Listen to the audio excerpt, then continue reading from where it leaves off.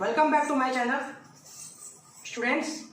आज हम कक्षा 10वीं की पहली क्लास लेने जा रहे हैं, जिसमें हम पढ़ेंगे संसाधन एवं विकास। तो पहले ये जान लें संसाधन क्या है। संसाधन वो चीज़ें हैं जो प्रकृति ने मनुष्य को प्रदत्त किया है। जितनी भी चीज़ें प्रकृति ने मनुष्य को दी है उसे हम संसाधन कहते हैं। संसाधन कैसे बनते हैं आगे पढ़ेंगे। अब समझते हैं विकास क्या है। उन जिन संसाधनों का इस्तेमाल मनुष्य अपने विकास के लिए करता है उसे हम विकास कहते हैं। अर्थात संसाधनों के इस्तेमाल से मनुष्य अपना विकास करता है उसे हम कहते हैं संसाधन, और उससे होने वाला विकास।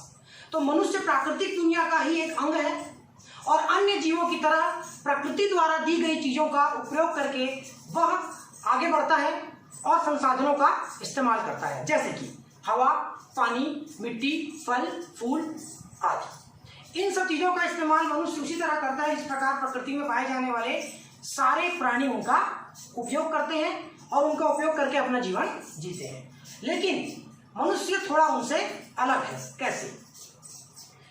आप सब जानते हैं कि मनुष्य सृष्टि में पाए जाने वाले जितने भी प्राणी हैं उनमें सबसे अधिक बुद्धिमान है, और मनुष्य ऐसा प्राणी है जो अपने पैरों पर सीधे खड़ा हो सकता है, सीधे सर के बल।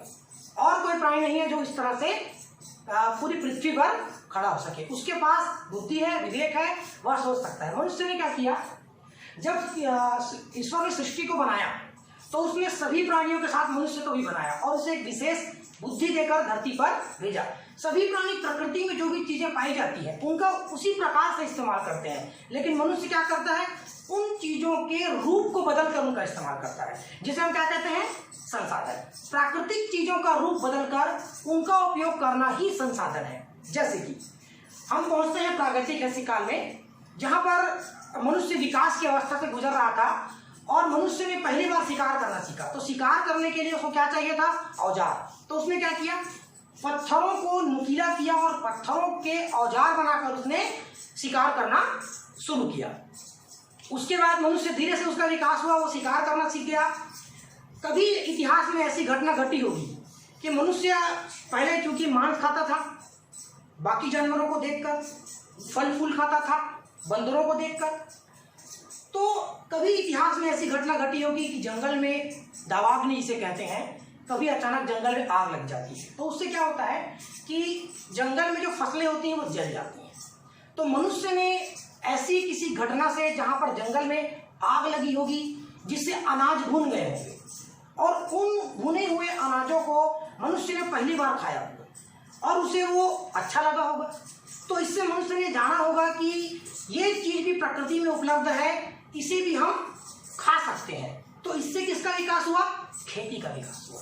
तो मनुष्य ने क्या किया, जंगलों को काटना शुरू किया। जंगलों को काटा, काटने के बाद उसने खेत बनाए और खेतों में उसने खेती करना शुरू किया और अनाज उगाना शुरू कर दिया। जब मनुष्य ने अनाज उगाना शुरू किया तो उसे ऐसा लगा कि क्यों ना हम लोग मिलकर साथ में रहें और खेती किसानी करें, अनाज उगाएं।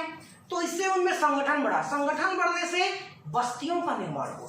मतलब जो मनुष्य पहले अलग अलग कहीं पेड़ों पर, कहीं कंदराओं में, कहीं गुफाओं में रहते थे, अब वो एक साथ संगठित होकर रहने लगे। कहाँ पर, बस्तियों में। बस्तियों से धीरे धीरे बड़े नगरों और बड़े शहरों का विकास हुआ और यहाँ पर मनुष्य ने रेशम और अन्य धातुओं की खोज की। रेशम के कपड़े, धातुओं से औजार जैसे कि लोहा, तांबा, कांसा आदि के इस्तेमाल मनुष्य ने शुरू किए और अपना विकास वहां से प्रारंभ किया।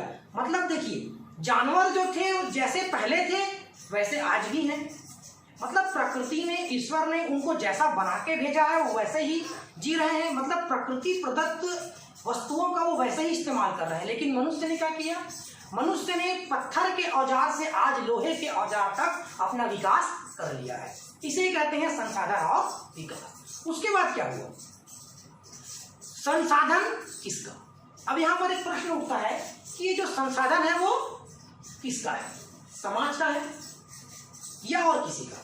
तो इस प्रश्न का जवाब ये मिला कि समाज के लोग, उस समय जब समाज के लोग संगठित होकर रहते थे तो उन लोगों ने क्या किया, उस प्राकृतिक संपदा को समाज की संपदा माना कि प्रकृति में जो भी चीजें हैं वो समाज की है, समाज में रहने वाले हर व्यक्ति की है। इसका एक बहुत महत्वपूर्ण कारण ये था कि उस समय के लोग प्रकृति को ईश्वर मानते थे। जल, जमीन, जंगल, अग्नि, इन सब को वो ईश्वर के, इन सब में वो ईश्वर का रूप देखते थे, उनकी पूजा करते थे, तो उनका दोहन नहीं करते थे। लेकिन सभ्यता और संस्कृति के विकास के साथ किसका जन्म हुआ? भूस्वामियों का। भूस्वामी कौन थे? वो जो किसानों की जमीन पर कब्जा कर लेते थे, उनके पास ज्यादा जमीन होती थी और किसान उनके नीचे काम किया करते थे। इससे थोड़ा सा समाज में बदलाव आया। उसके बाद एक और बदलाव कब आया? जब हमारे समाज में राजाओं का जन्म हुआ। बहुत सारे गांवों को मिलाकर एक रजवाड़ा या राजधानी बनाया गया, जहां का एक राजा होता था जो कि वहां के भूस्वामियों के द्वारा किसानों पर राज करता था, उनकी सुरक्षा की गारंटी लेता था और उसके बदले में उनसे टैक्स के रूप में, कर के रूप में अनाज का आधा हिस्सा लेता था। इससे और क्या हुआ? इससे बहुत बड़ी बस्ती, बहुत बड़े नगरों का विकास हुआ। अब इस विकास की अवस्था से गुजरते गुजरते लगभग 250 वर्ष पहले क्या हुआ? क्या हुई? औद्योगिक क्रांति। औद्योगिक क्रांति समझिए। तो औद्योगिक क्रांति ने क्या किया? उपनिवेशवाद और साम्राज्यवाद को जन्म दिया। इससे क्या हुआ? एशिया, अमेरिका और अफ्रीका का उपनिवेशीकरण किया गया। अर्थात इन जगहों पर, इन राष्ट्रों पर, इन महाद्वीपों पर जाकर उपनिवेशी राष्ट्रों ने क्या किया? अपना साम्राज्य स्थापित किया। उससे पीछे कारण क्या था? कच्चे मालों को अधिक से अधिक वहां से निकाल कर अपने देश में लाना और औद्योगिक विकास करना। क्योंकि कच्चा माल जो होता है उद्योगों के लिए जो पाया जाता है, इसका इस्तेमाल किया जाता है, वो हर जगह एक समान नहीं पाए जाते। प्रकृति ने उनका वितरण समान नहीं किया है। तो इन्होंने क्या किया? अलग अलग जगह जाकर इन जगहों पर अपना उपनिवेशीकरण या अपना साम्राज्यवाद फैलाया और वहां से कच्चे माल को निकाल कर और अपने देश में उद्योगों और धंधों के विकास के लिए ले गए। इससे आगे बढ़ते हैं कि पर्यावरण विज्ञान की नजर में। अब पर्यावरण क्या कहता है संसाधन और विकास के बारे में? तो सन 1962 में रचेल कार्सन की एक पुस्तक आई थी, निशब्द बसंत, इंग्लिश में से कहते हैं साइलेंट स्प्रिंग। उसमें उन्होंने क्या लिखा कि पक्षियों और कीट पतंगों की चुप्पी के पीछे कीटनाशकों का अत्यधिक उपयोग है।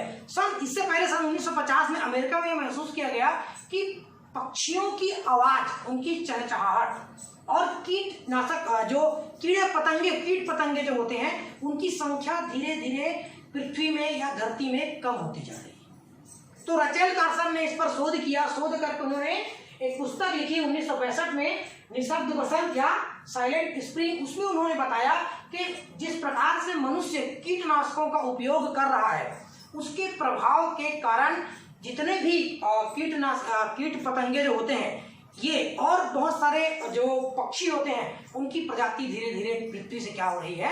विलुप्त हो रही है। आपने भी देखा होगा कि पहले नीलकंठ जो है वो बहुत दिखाई देते थे और कौवा जो पक्षी है वो बहुत दिखता था, लेकिन अब उनकी संख्या क्या हो गई है?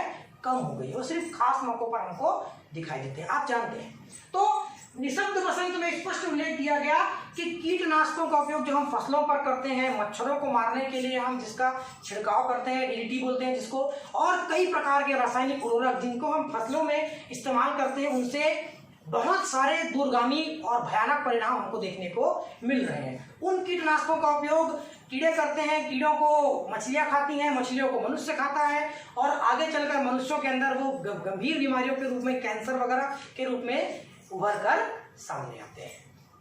उसके बाद है कि अपशिष्ट पदार्थ का उपयोग सबसे ज्यादा कहाँ होता है? कारखानों में। कारखानों से निकलने वाले अपशिष्ट पदार्थों को अक्सर कारखाने वाले क्या करते हैं? नदियों में बहा देते हैं, या फिर उनसे जो निकलने वाला धुआं है वो पर्यावरण को प्रदूषित करता है। हमको ये लगता है कि कारखानों से निकलने वाला धुआं नदी के बहाने बहकर कहाँ जाएगा? गंदगी जो है, अपशिष्ट जो है, वो जल जो है वो कहाँ जाएगा? समुद्रों में चला जाएगा। और जो धुआं निकलेगा वो कहाँ चला जाएगा? आकाश में चला जाएगा। पर ऐसा नहीं है। हम जो प्रकृति को देते हैं, प्रकृति हमको उसको हमें तुरंत उसको वापस करती है। हम क्या करते हैं, जिन मछलियों को हम खाते हैं नदियों समुद्रों से निकाल कर, उनका प्रभाव उस पर दिखता है और उस प्रभाव से मनुष्य भी बचा हुआ नहीं है। जिस वायु को हम श्वास लेते हैं हमने उसको प्रदूषित किया है, तो श्वास की बीमारियां और अन्य कई प्रकार की बीमारियां, शरीर में खुजली, इन्फेक्शन और कई प्रकार की बीमारियों से मनुष्य आज ग्रसित है। उसके पीछे यही कारण है कि लगातार पर्यावरण का मनुष्य दोहन कर रहा है, जिससे कई प्रकार की समस्याएं प्रकृति में उत्पन्न हो रही हैं। तो आज के लिए इतना काफी है। आज हमने जो पढ़ा है आप उसे बुक में पढ़िए, कल हम इसके आगे और पढ़ेंगे और इसी प्रकार से वीडियो जो है बनाते रहेंगे और आपके लिए हम देते रहेंगे। आप लोग आगे पढ़िए, घर में रहिए, खुश रहिए, स्टे होगा।